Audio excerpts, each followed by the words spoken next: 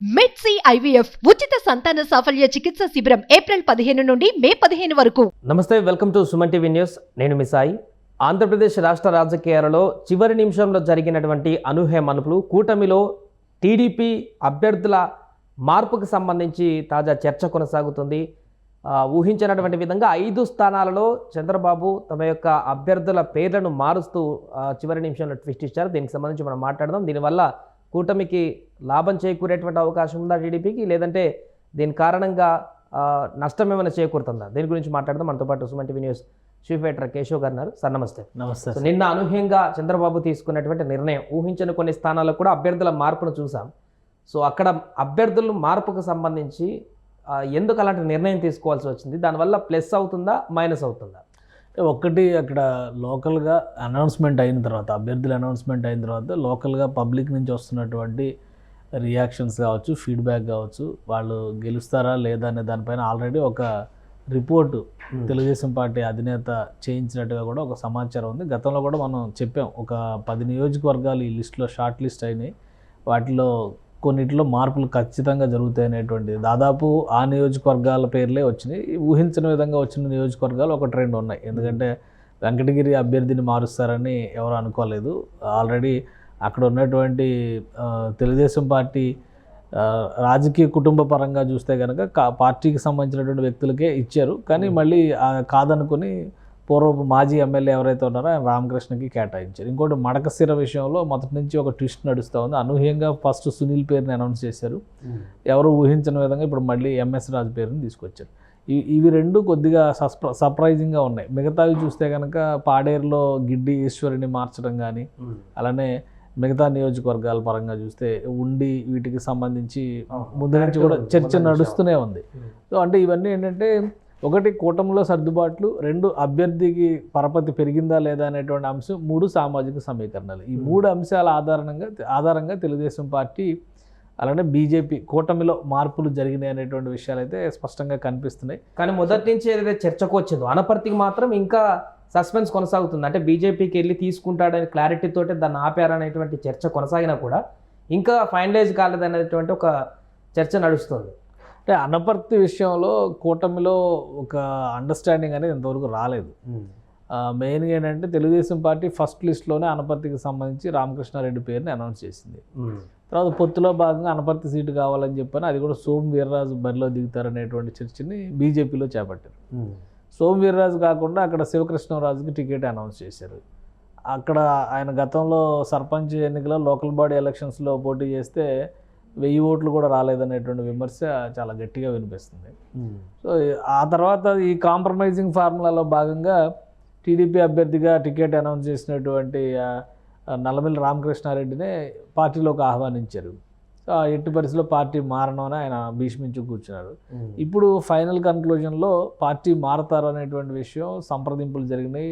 నల్లారి కిరణ్ కుమార్ రెడ్డి కూడా ఆయనతో మాట్లాడినట్టుగా ఒక ఇన్ఫర్మేషన్ వచ్చింది. ఒక అండర్స్టాండింగ్ ఉంది అని బీజేపీకి సంబంధించినటువంటి అధికార ప్రతినిధులే మీడియాకి అధికారికంగా చెప్పారు. నల్లమిల్లి రామకృష్ణారెడ్డి బీజేపీలోకి వస్తారు, ఆయన అభ్యర్థిగా నిలబడతారు అనపర్తి నుంచి అనేటువంటి ఇండికేషన్ ఇచ్చారు. సో దాని మీద ఇప్పుడు వ్యతిరేకత కూడా వస్తుంది. ఆల్రెడీ కొంతమంది నాయకులు, ఇప్పుడు లక్ష్మీ భూపతి రాజా, తర్వాత ఇంకెవరో ఐవైఆర్ అంటే వీళ్ళెవరు పార్టీలో ఒక ఓటుకు కూడా చెల్లుబాటు అయ్యేటువంటి వాళ్ళు కాదు. ఓన్లీ ట్వీట్లో కోతలు కూస్తూ ఉంటారు వీళ్ళు. ఎందుకంటే ఇప్పుడు ఐవైఆర్ కృష్ణారావు అనే ఆయన స్టేట్కి చీఫ్ సెక్రటరీగా పనిచేశాడు. చంద్రబాబు నాయుడు గవర్నమెంట్లో ఆయన బ్రాహ్మణ కార్పొరేషన్ అని పెట్టి ఈయన చైర్మన్గా దానికి ఇచ్చినటువంటి పరిస్థితి. ఆయన ఏం చేశారో తెలియదు, కానీ బ్రాహ్మణులకి ఎన్నికల సమయం వచ్చినప్పుడు మాత్రం ఈ విమర్శలు, ఆరోపణలు ఇవి చేయడం అనేది సహజంగా మారిపోయింది. ఇప్పుడు ఆయన బీజేపీలో ఉన్నారు కాబట్టి అనపర్తిలో జరుగుతున్నటువంటి రాజకీయం బీజేపీని ఏదో అబాస్ పాలు చేస్తుంది ఏదో చెప్తున్నారు. వాస్తవానికి అనపర్తిలో బీజేపీకి ఉన్న బలం ఎంత, దెందులూరులో బీజేపీకి ఉన్న బలం ఎంత అనేది గత చరిత్రను చూస్తే అర్థమైంది. పొత్తు ధర్మం పేరుతో పొత్తులో ఉన్న పార్టీలో గొంతుకు వస్తూ ఉంటే ఆల్రెడీ జనసేన పార్టీ గొంతుకు వస్తారు. 3 సీట్లు తగ్గించారు, ఒక ఎంపీ సీటు తగ్గించారు. ఎక్కడ గెలుస్తారనేటువంటి విషయంలో బీజేపీలోనే ఒక అయోమయం ఉంది. ఈ బీజేపీ పేరుతో వీళ్ళు చేసేటువంటి రాజకీయాలన్నీ కూడా చెల్లుబాటు అయ్యే కావు, జనం మధ్య నిలిచే కావు. ఒకటేంటంటే ఒక అండర్స్టాండింగ్లోకి వచ్చేసారు. కూటమిలో ఈ ప్రతిపాదన అంతకు ముందరే జరిగింది, ఆయన అంగీకరించలేదు. ఇప్పుడు ఆయన ఒప్పించేటువంటి ప్రయత్నం చేశారు, ఒప్పుకున్నారు. కాబట్టి బహుశా అనపర్తి సీటు ఆయనకే ఇస్తే, ఇప్పుడు అనపర్తి సీటు వల్ల 2 సీట్లు డైలమాలో పెట్టారు చంద్రబాబు నాయుడు. మొత్తం అందరినీ బీఫామ్స్ ఇవ్వడానికి పిలిచి చింతమనేని ప్రభాకర్ దెందులూరు క్యాండిడేట్ కింద అనౌన్స్ చేసినటువంటి వ్యక్తి, ఆయనకి ఇన్విటేషన్ లేదు నిన్న మీటింగ్కి. అలానే జయచంద్రారెడ్డి తంబళ్లపల్లికి సంబంధించినటువంటి క్యాండిడేట్గా అనౌన్స్ చేసినటువంటి ఆయనకి ఇన్విటేషన్ లేదు. ఎందుకంటే ఒకవేళ అనపర్తి సీటు కనుక జటిలం అయ్యి ఆ సమస్య పరిష్కారం కాకపోతే ప్రతిగా దెందులూరు ఇస్తారా లేదంటే తమ్మళ్ళపల్లి ఇస్తారా, ఈ రెండింటి విషయంలో కన్ఫ్యూజన్ ఉంది కాబట్టి అవి రెండు హోల్డ్లో పెట్టారు చంద్రబాబు. ఇంకా పొత్తు ధర్మం పాటించడానికి ఈయనకి ఏం ఇండికేషన్ ఇవ్వాలి, ఈయన పిలిచి చెప్తారా? కానీ చింతమనేని మాత్రం ఇవాళ భారీ ఎత్తున ర్యాలీ చింతమనేని ర్యాలీకి సంబంధించి ఆల్రెడీ ఒక షెడ్యూల్, ఆయన నామినేషన్ పలానా తేదీ. ఎందుకంటే ఇప్పుడు అభ్యర్థి మీరు అని అనౌన్స్ చేసిన తర్వాత మీ ప్లానింగ్ మీకు ఉంటుంది కదా, ముహూర్తం చూసుకుని ఉంటారు. ఆయన ఈ పాటికి వేయాలి. ఇప్పుడు చంద్రబాబు నాయుడు కూడా ముహూర్తం ప్రకారం, లోకేష్ గారు వీళ్ళందరూ కూడా నామినేషన్స్ వేసేసారు కదా. బీఫామ్ సబ్మిషన్ అనేది కొంత టైం చేసుకోవచ్చు. కాబట్టి ఇప్పుడు చింతమనేని ప్రభాకర్ భారీ ర్యాలీ నిర్వహించారు దెందులూరులో. ఒక ఫీడ్బ్యాక్ వస్తుంది, దానికి సంబంధించినటువంటి విజువల్స్ ఇవన్నీ కూడా వస్తున్నాయి.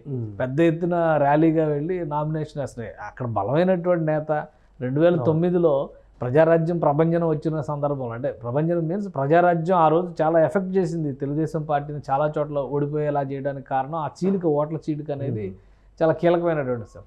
అలాంటి సందర్భంలో కూడా దెందులూరు నుంచి చింతమనేని ప్రభాకర్ ఎమ్మెల్యే క్యాండిడేట్గా గెలిచాడు. 2014లో గెలిచాడు, 2019లో ఆయన ఓటమి పాలయ్యాడు. సో అక్కడ బలమైనటువంటి నాయకుడు అని చెప్పడానికి కావాల్సిన అన్ని అర్హతలు ఉన్నాయి. అధికారికంగా పార్టీ ఆయన అభ్యర్థిత్వాన్ని అనౌన్స్ చేసింది, ఇంకా బీఫామ్ ఇవ్వాలి, అదొకటే పెండింగ్ ఉంది.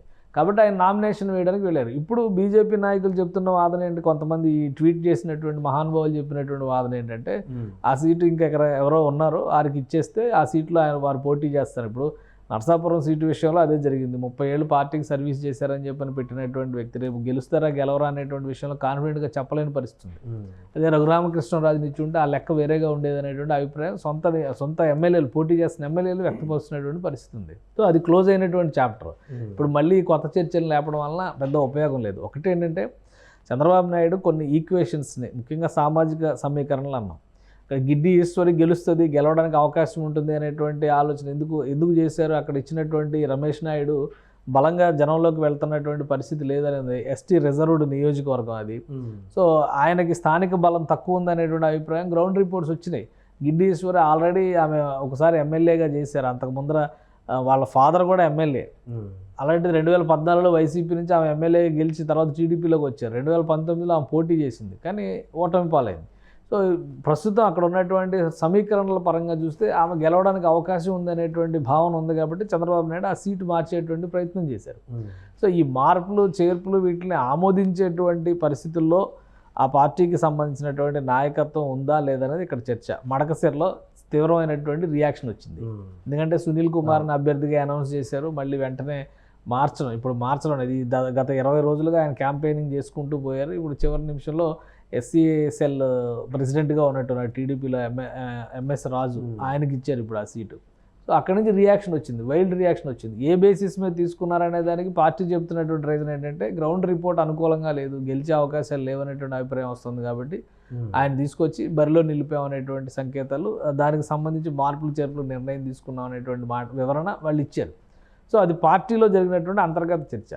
ఇక ఓటింగ్ ఏ విధంగా జరుగుతుంది, ప్రజలు ఎవరికి అండగా నిలుస్తారనేది నెక్స్ట్ ఫేజ్లో జరుగుతుంది. అనపర్తిలో కూడా ఇప్పుడు నల్లమిల్లి సైకిల్ గుర్తుపైనే విపరీతంగా ప్రచారానికి తీసుకువెళ్ళినటువంటి పరిస్థితి. ఇప్పుడు సడన్గా పువ్వు గుర్తుని మరలా బీజేపీ నుంచి ఆయన ప్రజల్లోకి తీసుకువెళ్తే ఆ కన్ఫ్యూజన్ అనేది ప్రజలకు అక్కడ క్రియేట్ కదా, ఆ నియోజకవర్గం కొద్దిగా ఇబ్బందికరమైనటువంటి పరిస్థితులే ఉంటాయి. కానీ ఇంకా ఇప్పుడు రెట్టించినటువంటి ఉత్సాహంతో అక్కడ ప్రజల్లోకి ఆ గుర్తుని తీసుకెళ్ళాలి. ఇప్పుడు బీజేపీ పోటీ చేస్తున్నటువంటి లోక్సభ స్థానంలో, ఉదాహరణకి నరసాపురం లోక్సభ స్థానం పరిధిలో బీజేపీ ఎక్కడ అసెంబ్లీలో పోటీ చేయట్లే. అలానే అసెంబ్లీలో పోటీ చేస్తున్నటువంటి విషయంలో జనసేన టీడీపీ అందరూ కంపల్సరీ బీజేపీ గుర్తుకి ఓటేయండి అని చెప్పుకోవాల్సిన పరిస్థితే ఉంటుంది. సో అనపర్తి నియోజకవర్గంలో ఒక అడ్వాంటేజ్ ఏమవుతుందంటే ఇప్పుడు ఈయన క్యాండిడేట్ ఫెమిలియర్ కాబట్టి గుర్తును పాపులర్ చేసుకోవడం అనేది ఈజీ అవుతుంది. అక్కడ లోక్సభ అభ్యర్థిగా బీజేపీ అభ్యర్థే పోటీ చేస్తున్నారు. కాబట్టి 2 ఓట్లు బీజేపీ గుర్తుకు వేయండి అనేటువంటి నినాదంతో ముందుకు వెళ్తే ప్రజల్లో కొంత కన్ఫ్యూజన్ తగ్గడానికి ఆస్కారం ఉండొచ్చు. సో అందుకనే పైగా నల్లమిల్లి రామకృష్ణారెడ్డి ఆయన కుటుంబం ఆ నియోజకవర్గంలో బలమైనటువంటి ముద్ర ఉన్నటువంటి కుటుంబం కాబట్టి 3 గుర్తులు 3 జెండాలు పెట్టుకొని ఇప్పుడు ప్రచారం చేసుకునేటువంటి పరిస్థితి ఉంటుంది. కాబట్టి ఫైనల్గా ఎన్నికల టాలీలో సైకిల్ గుర్తు కనపడకపోతే నెక్స్ట్ ఆప్షన్ ఏంటనేది చూస్తారు. కాబట్టి అక్కడ రిజర్వ్డ్ గుర్తులు కదా ఇవి, అందుకని పెద్ద సమస్య అవుతుందని అనుకోము. కాకపోతే ఏంటంటే మళ్ళీ ఇప్పుడు ఆయన ఇన్ని రోజులు చేసినటువంటి క్యాన్వాసింగ్ ఒక ఎత్తు, ఈ 20 రోజులు చేయబోయేటువంటి క్యాన్వాసింగ్ ఒక ఎత్తు. అంటే సరిగ్గా చెప్పాలంటే 19 రోజులు ఉన్నట్టుంది దగ్గర. సో ఆ 19 రోజుల క్యాన్వాసింగ్లో కంపల్సరీ గుర్తుని, అభ్యర్థిని ప్రకటించుకోలేనటువంటి బాధ్యత వాళ్ళ మీదే ఉంటుంది. అధికారికంగా ఇంకా చేరిక అనేది కన్ఫర్మ్ కావాలి ఇవాళ రేపా అనేది. అందుకనే ఈ పెండెన్సీ అంతా కూడా ఇప్పుడు తంబళ్ళపల్లి విషయంలో కానీ, చింతమనేని ప్రభాకర్ విషయంలో కానీ జాప్యం జరగడానికి కూడా రీజన్ అదే. సో వీటన్నిటికి కలిపి ఒక కన్క్లూజన్ ఇస్తారు. 23వ తారీఖు కల్లా మొత్తం అన్ని సమస్యలకి పరిష్కారం ఇచ్చేసి అన్ని సీట్ల పైన ఒక క్లారిటీ ఇచ్చేయచ్చు కూటమికి సంబంధించినంతవరకు.